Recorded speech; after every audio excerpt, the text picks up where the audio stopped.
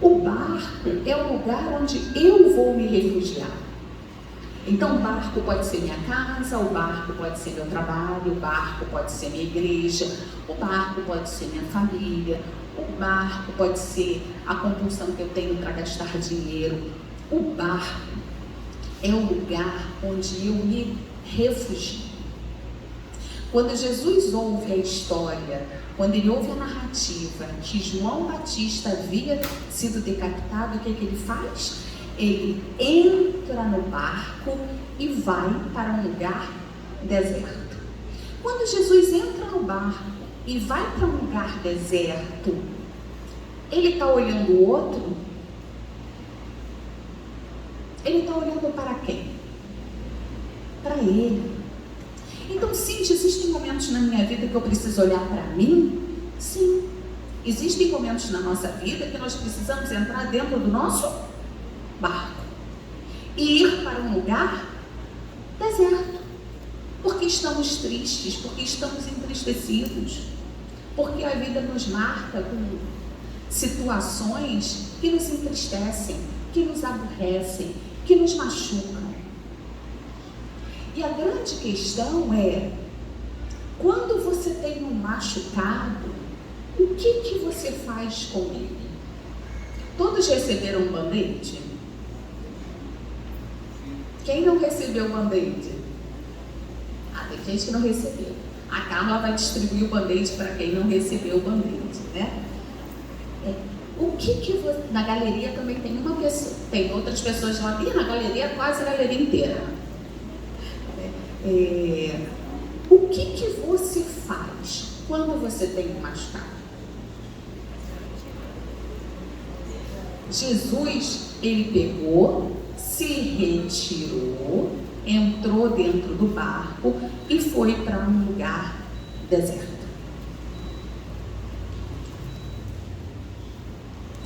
E aí, o texto continua dizendo assim: ouvindo o que havia ocorrido, Jesus se retirou-se de barco, em particular, para um lugar deserto. As multidões, ao ouvirem falar disso, saíram das cidades e o seguiram a pé. Meu irmão, o fato de você ir para um lugar deserto, o fato de você ir para o seu barco, não significa que o outro vai respeitar.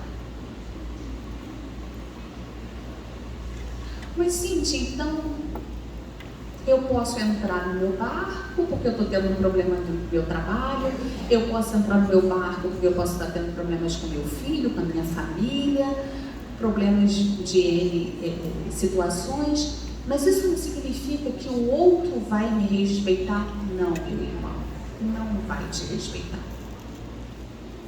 Porque essa dor de estar no barco, ela é sua. Às vezes o outro não enxerga, e não enxerga não é por mal, é porque ele não enxerga. E o texto continua e diz assim: quando Jesus sai do barco e viu tão grande multidão, teve compaixão deles e curou os doentes. Jesus perde João Batista, ele entra no barco, vai para um lugar deserto e depois o que ele faz? Ele sai do barco. A nossa vida é assim, a gente entra no barco, a gente sai do barco, e a gente entra no barco, e a gente sai do barco. Onde está a doença? Onde está o problema? O problema está quando você fica 100% dentro do barco ou você fica 100% fora do barco. O movimento é que demonstra a saúde. O movimento de ficar dentro do barco num lugar deserto é legal, é bacana, é saudável. O movimento de ver que tem uma multidão, tem pessoas que precisam da sua ajuda e ter compaixão por elas e sair do barco também é saudável. Vocês vão perceber que depois João Batista morre. Quando João Batista morre, Jesus entra dentro do barco, ele vê as multidões, ele sai do barco. Depois que há a multiplicação dos pães e dos peixes, ele vai para o deserto orar. Então, você vê que o movimento de Jesus é sempre uma entrada dentro do barco e uma saída para fora do barco, e uma entrada para dentro do barco e uma saída para dentro do barco. E as dores, as vicissitudes da vida, elas nos atravessam, assim como atravessavam Jesus. E ele faz esse movimento. E depois, o texto segue e diz assim: ao cair da tarde, os discípulos aproximaram-se dele e disseram: este é um lugar deserto e já está ficando fora. Manda embora a multidão para que possam ir aos povoados comprar comida. Então, olha que interessante.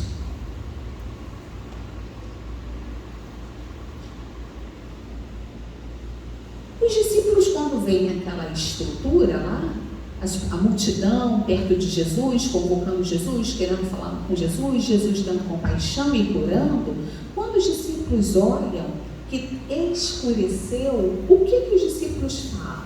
Eles falam: ó, manda toda essa multidão embora. É interessante, meus irmãos, por quê? Quando você olha a postura de Jesus e as posturas de discípulos, vocês acham, a gente pode achar, que os discípulos não tiveram a visão do reino e Jesus teve, porque os discípulos olharam, viram que estava escuro, viram que estava deserto e viram que tinham que mandar a multidão embora. Jesus, por contrapartida, ele fala assim: deixa a multidão aqui, dê a eles o que vocês têm para dar. As duas posturas foram posturas de compaixão. Um olhou com compaixão e falou assim: despede a multidão porque está ficando tarde. O outro olhou para a multidão e falou assim: não, dê para a multidão o que você tem para dar para a multidão. O texto é bem claro que ele fala assim. Eu quero trabalhar essa não é um antagonismo, mas a gente pode até tratar assim. Ao cair da tarde, os discípulos aproximaram-se dele e disseram: este é um lugar deserto e já está ficando tarde. Manda embora a multidão para que possam ir aos povoados comprar comida. Respondeu Jesus: eles não precisam ir, deem-lhes vocês algo para comer.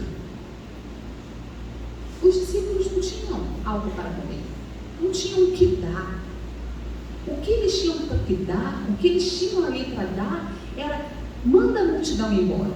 E Jesus fala: dê o que vocês têm para dar. Meus irmãos, a gente só dá o que a gente tem. Eu olhei aqui, vocês trouxeram os alimentos, e eu pensei: poxa, no meu carro tem 2 quilos de arroz. Se eu tivesse no meu carro, eu podia botar aqui 2 quilos de arroz. Eu posso dar 2 quilos de arroz? Eu não tenho. A gente só dá o que tem. O que a gente não tem, a gente não dá. Eu só dou compaixão se eu recebi compaixão. Se eu não recebi, eu não dou. Eu só dou amor se alguém tiver me dado amor. E o exemplo mais claro é bíblico. Quando a gente lê a passagem da ceia do Senhor, o que diz a palavra de Deus? O que eu recebi do Senhor e também vos ensinei. Eu só ensino o que eu recebo.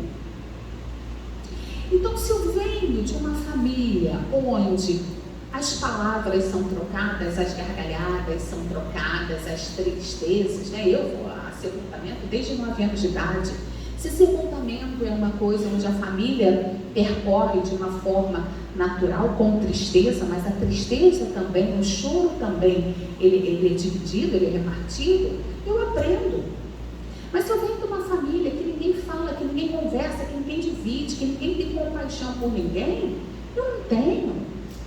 Eu tenho aquilo que eu recebo. Aquilo que eu recebo, eu posso dar. E o interessante é que eu fico imaginando assim: poxa, os discípulos mandaram embora. Mas Jesus foi bem mais legal, porque ele pediu para me dar alguma coisa. As duas posturas foram posturas de cuidado.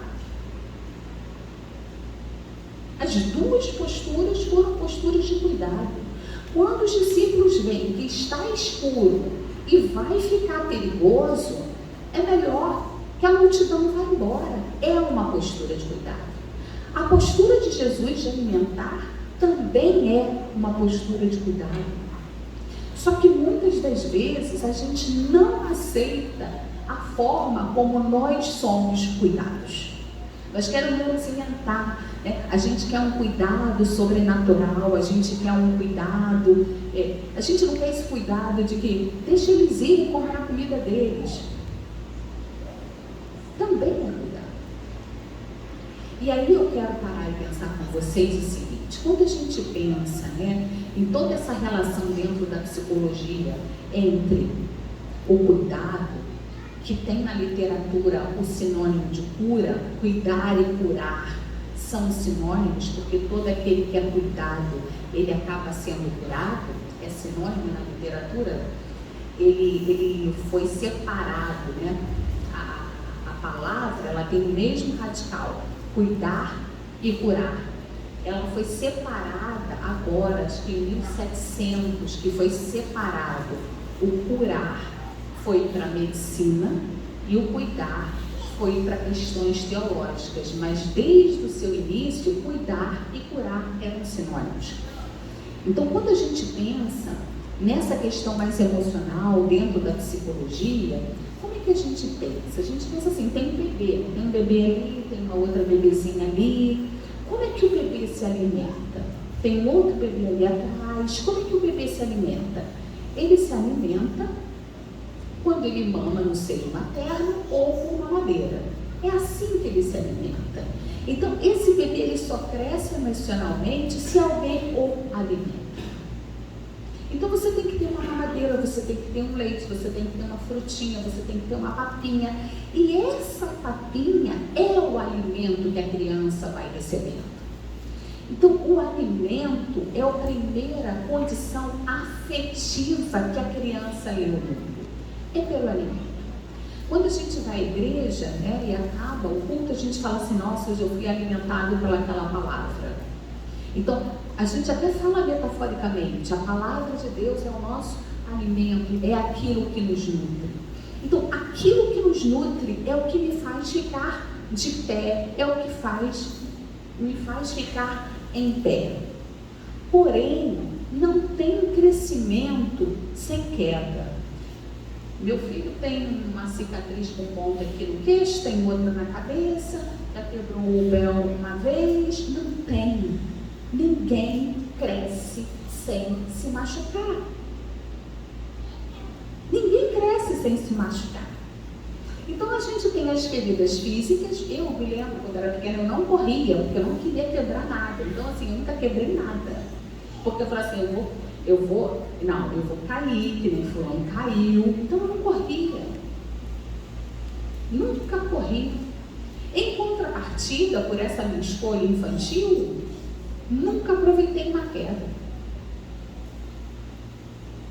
As minhas amigas adolescentes na igreja, tinha uma onda em Madureira que todo mundo tinha moto. Todo mundo andava na moto. Quando as minhas amigas chegavam, quando eu passei da moto, todas com a perna queimada. Nunca andei de moto. Eu não queria queimar minha perna. Não andei de moto. Em contrapartida, não sei nem como andar. Então, a vida, ela tem essa característica. A gente aprende também quando a gente cai, quando a gente se machuca. E eu quero que você pegue esse seu band-aid e pense nele assim. Qual é a sua ferida emocional hoje? Qual é a sua ferida? Qual é a sua dor?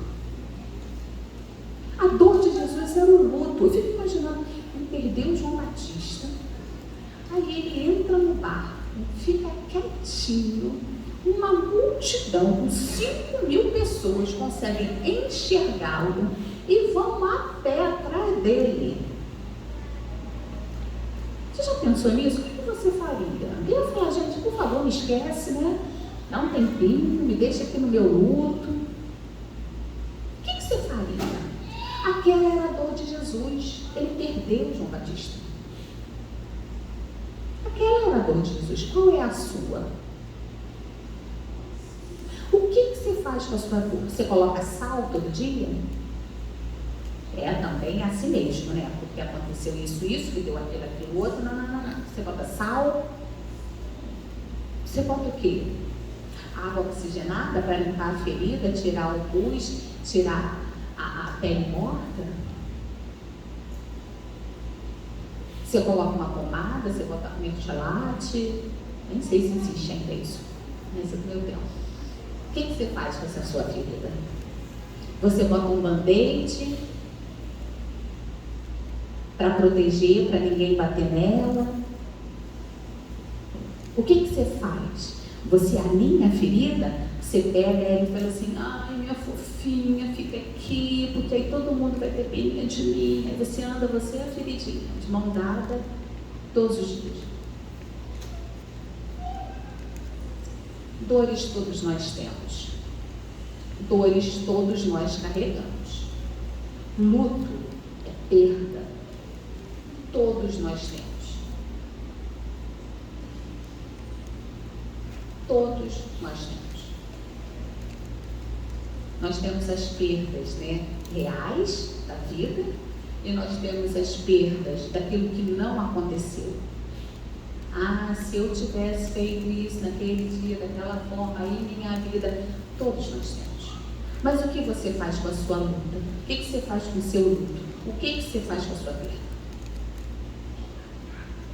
Jesus se retirou, entrou no barco. Quando a vida o chamou, a multidão o chamou, o que ele fez? Ele saiu do barco. E quando ele saiu do barco, por que ele teve compaixão?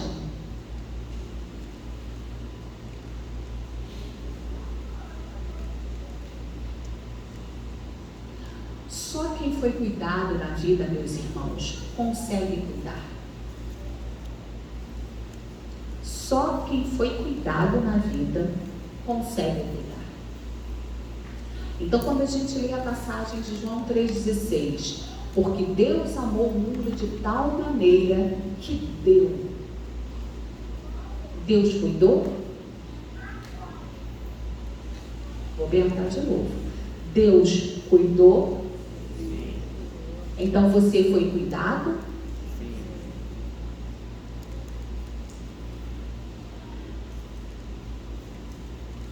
Vamos falar todos juntos a passagem de João 3,16? Porque Deus amou o mundo de tal maneira que deu o seu Filho unigênito, para que todo aquele que nele crê não pereça, mas tenha a vida eterna. Você foi cuidado? Sim. As feridas continuam? Sim. Mas elas estão sendo cuidadas. Mas se elas só serão cuidadas se você entrar no barco ou sair do barco? Entrar e sair, esse que é o barato da vida. Você precisa entrar no barco para poder orar, conversar com Deus, ler a Bíblia. Se precisar procurar um profissional de saúde, procurar. Se precisar procurar um pastor, procurar. Um amigo, você precisa entrar no barco. Mas você também precisa sair do barco e olhar outras pessoas que têm a mesma história que você, a mesma dor que você e que precisam de você. Cíntia, você está dizendo então que a minha ferida, que está representada por um band-aid, ela tem dois lados. E o band-aid é interessante por isso, né? O band-aid tem a partezinha que tem como se fosse uma gaze para proteger o machucado, para não colar na ferida e na hora de tirar não doer. E tem a parte de fora, que é a que protege da poeira, que protege da sujeira e que cola no pé. O band-aid ele tem essas duas características. A sua dor também tem. Pega a sua dor, seja ela qual for, e pensa assim: como você ajudaria uma pessoa com a sua dor?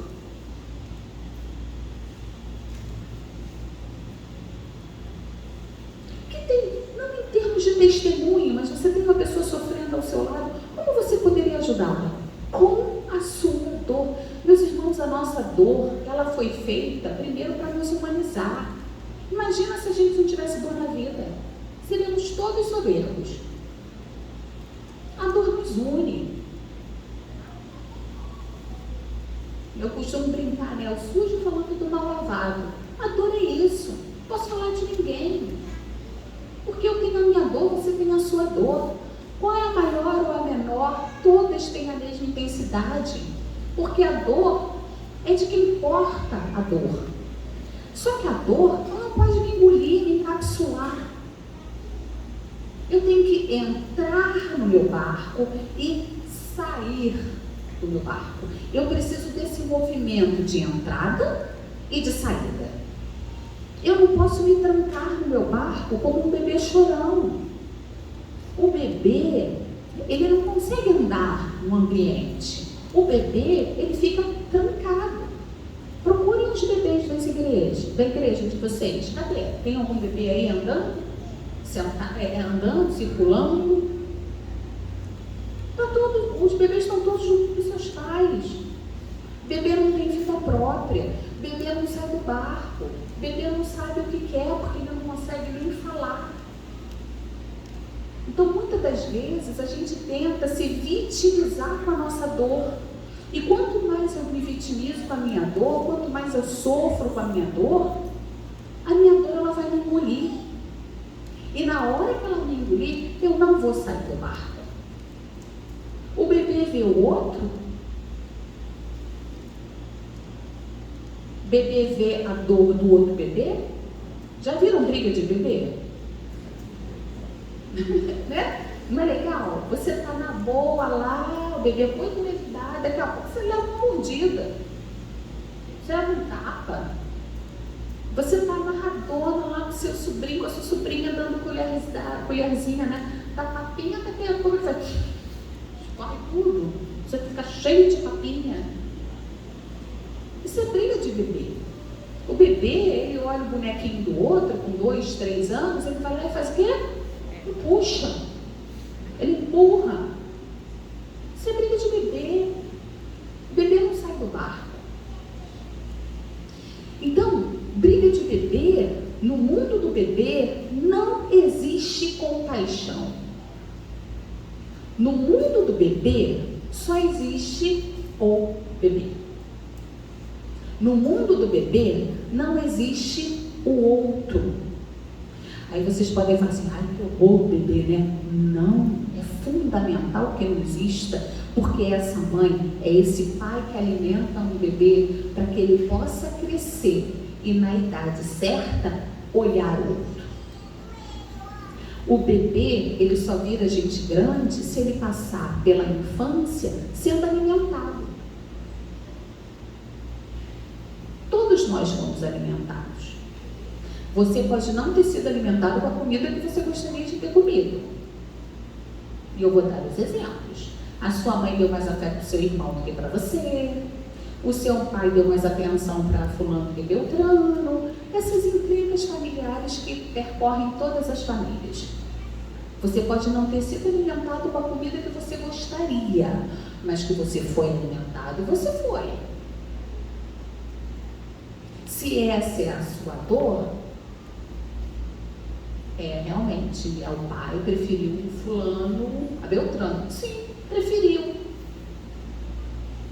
E o que você ganhou com essa dor? Você ficou mais esperto? Você ficou mais atento? Você correu atrás do seu trabalho mais cedo? O que você ganhou? Meus irmãos, tudo na vida a gente ganha, perde, ganha. O problema é que se eu ficar dentro do barco, eu só vou ver as perdas. Se eu sair do barco, eu consigo ver os ganhos. Quando Jesus entra no barco, ele está de luto. Quando ele sai do barco, ele vê a multidão. Para eu ver o outro, para eu ter compaixão do outro, eu preciso sair de mim mesma. Tem uma palavra que a gente usa muito, né? Que ensimesmar. Ensimesmar. É isso. Em si mesma. Eu tenho que sair. E o texto continua, e ele diz assim: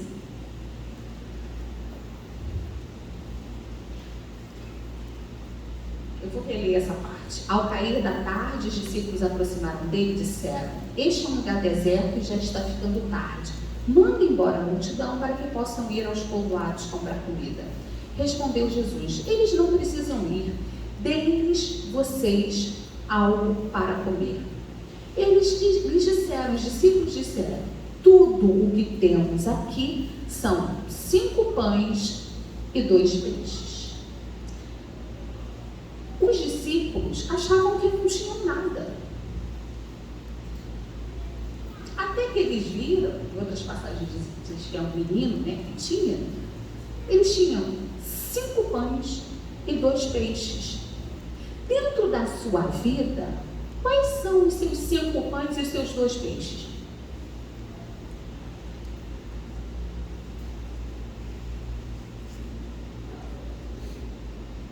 Você já parou para pensar nisso?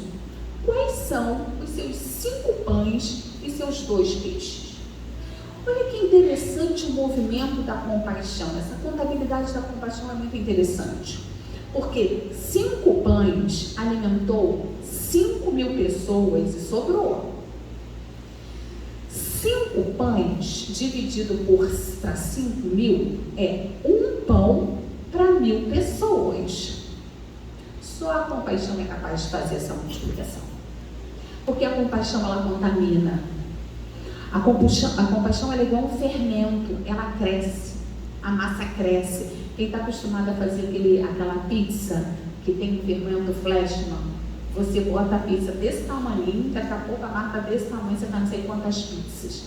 Esse é o movimento da compaixão. Ela vai fermentando, ela vai crescendo. 2 peixes alimentou 5.000 pessoas. Então, 1 peixe alimentou 2.500 pessoas. Só na matemática da compaixão que isso acontece. Jesus foi uma pessoa que perguntou a 12 discípulos: o que vocês têm? Eles falaram: 5 pães e 2 peixes. Essas 12 pessoas alimentaram mais 5.000. E esses 5.000 fizeram o quê? Quanto que essas outras 5.000 pessoas transformaram aquele lugar e foram transformadas? A compaixão ela não é visível. A compaixão não é um movimento mensurável. A compaixão você não é palpável. Mas enquanto nós ficarmos dentro do nosso barco, achando que nós não temos nem um peixinho, o movimento da compaixão não acontece. E Jesus diz assim: tragam-nos aqui para mim. E ordenou que a multidão se sentasse na grama. Olha que interessante. Não teve movimento, não teve balbúrdia, não teve confusão, não teve nada disso. Jesus pega aquilo que ele tem na mão e fala assim: sente-se na grama. Qual foi a última vez que você se sentou na grama? Você vê que o texto é muito simples, essa passagem é muito clara. Jesus está de luto, entra no barco como todo ser humano normal, ele sai do barco, ele consegue entender que tem como resolver aquela questão, e aí ele fala assim: senta na grama. Qual foi a última vez que você sentou na grama? Qual foi a última vez que você foi à praia para contemplar a onda no mar?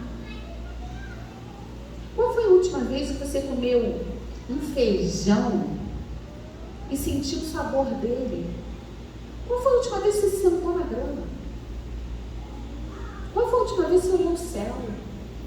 Qual é a lua? Não sei qual é a lua. Perguntaram qual é a lua de agora, não sei.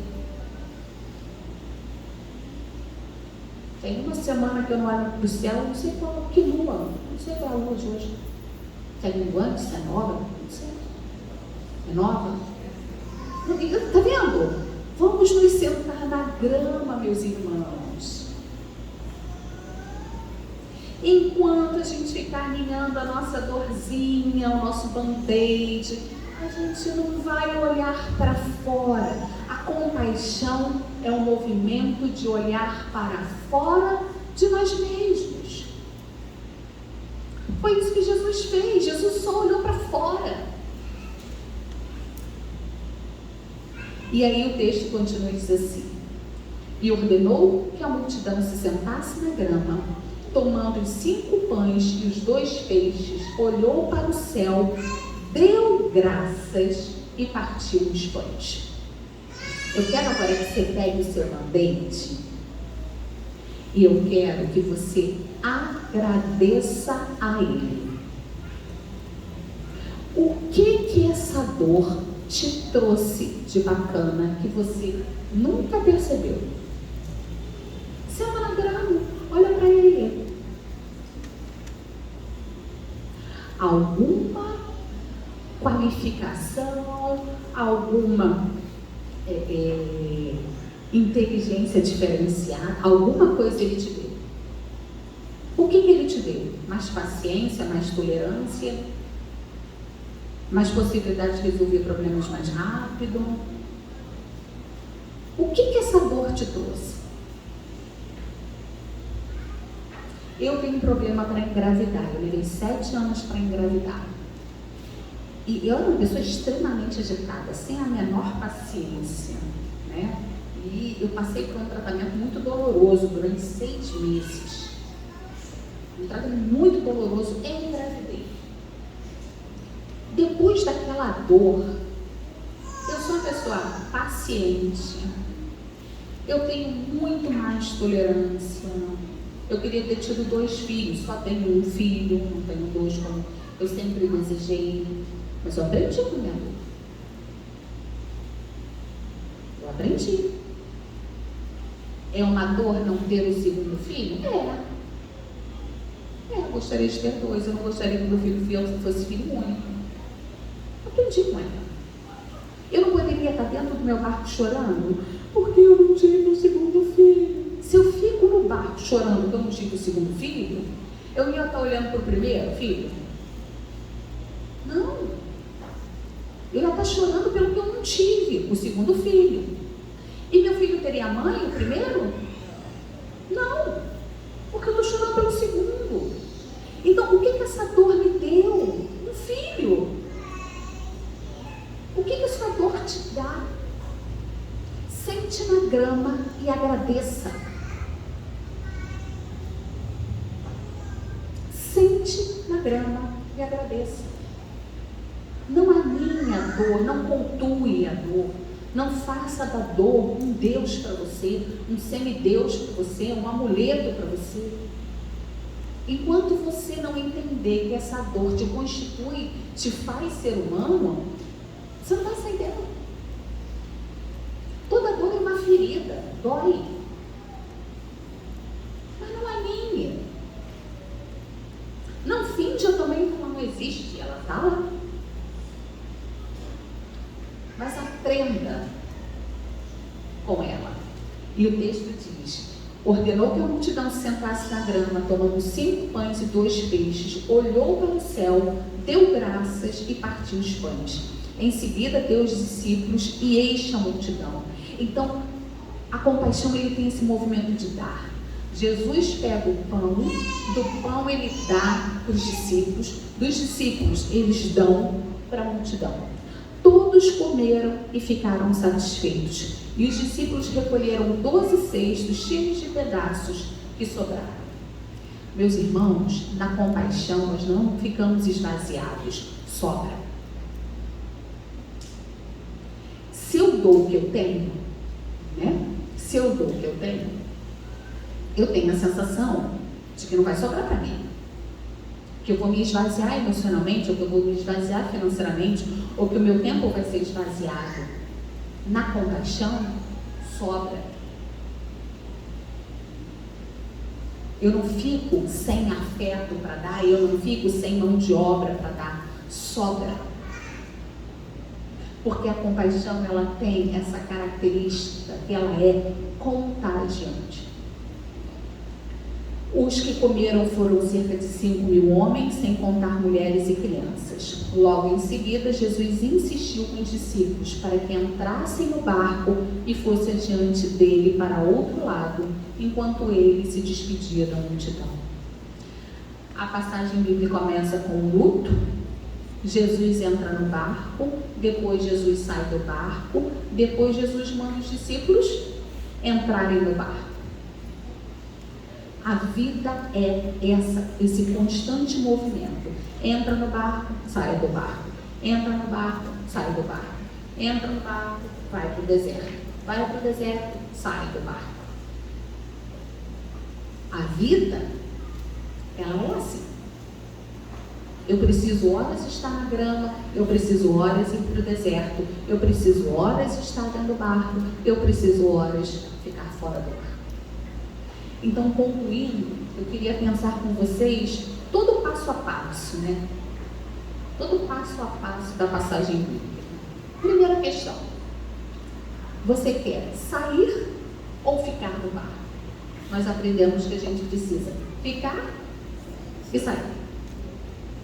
Você precisa morar no deserto, fixar sua barraquinha no deserto, ou você quer estar no deserto? Por deserto, todos nós passamos, mas a gente passa pelo deserto, a gente não monta a barraquinha no deserto. 3. Não ter a visão da complexidade do outro por apenas não ter habilidade. Os discípulos achavam que eles não tinham habilidade para lidar com a multidão, por isso que eles se despediram da multidão. Meu irmão, as pessoas não vão falar as palavras que você quer ouvir. E não é por mal, é porque elas não enxergam da forma que você enxerga. E não é maldade. Elas só não enxergam, assim como eu não enxergo.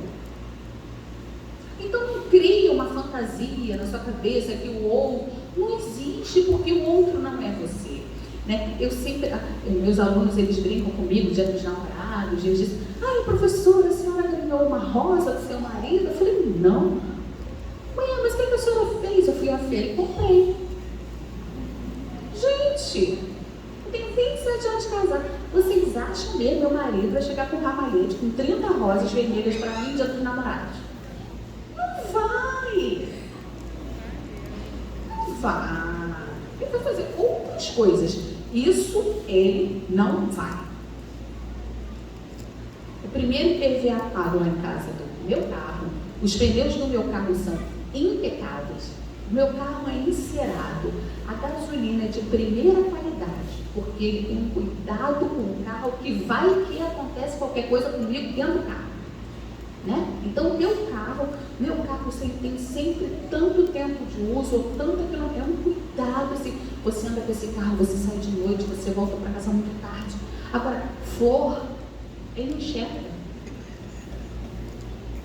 Eu vou na feira amarradona, meus 15 reais, vou lá e compro flor do campo, boto lá na mesa. Pronto, resolvi meu problema.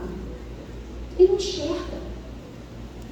Então, às vezes, você fica se machucando com coisas que o outro não enxerga. Os discípulos não enxergaram. Falou: vai embora lá, porque está ficando perigoso, né? Aqui não tem muita coisa para você, não. E dentro da postura dos discípulos, extremamente cuidadoso. 4. Ouvir a sugestão de Jesus. O que você tem nas suas mãos? Sem desqualificar o que você tem. A gente desqualifica as nossas dores e coloca num pedestal as nossas qualidades. As pessoas falam assim: fulano é muito meticuloso. Ele é muito detalhista. Ótimo para ser um contador. Ninguém vai passar a perna nele financeiramente. Nossa, fulano adora bater papo. Nunca vi. Conversa com todo mundo. Ótimo para trabalhar na recepção da igreja. Por que a gente desqualifica a nossa dor? Quinto, precisamos sentar na grama. Sexto, precisamos agradecer porque a obra é do Senhor e ela não é realizada sozinha. Contou com Jesus, contou com os discípulos, contou com a multidão e todos aprenderam com aquele encontro. Sétimo, na obra do Senhor eu nunca fico esvaziada. Na sua multiplicação, os cestos mantêm-se sempre cheios de alimento. 8. Quando Jesus saiu do barco e viu tão grande multidão, teve compaixão deles e curou os seus doentes. Só enxergo, só vejo o outro quando eu saio do meu barco. Enquanto eu não sair do meu barco, eu não consigo enxergar o outro. Eu necessito sair do meu barco. E terminando essa reflexão, queria perguntar para você o seguinte: qual é a proporção da sua compaixão? A compaixão, ela contagia. Lembre-se sempre disso. 5 pães alimentou 5.000 pessoas. 2 peixes alimentaram. 5 pães alimentaram 5.000 pessoas. 2 peixes alimentaram 5.000 pessoas. Isso é compaixão.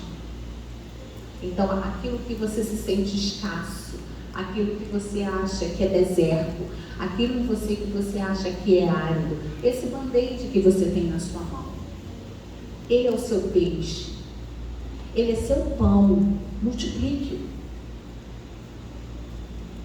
Esse é seu peixe, esse é o seu pão, multiplique-o, transforme em bênção, que ele sobre, que ele renove as suas forças, que ele seja instrumento no reino de Deus para as pessoas que precisam desses 5 pães e desses 2 peixes. Que Deus nos abençoe. Vamos orar. Pai de amor e de eterna bondade, graças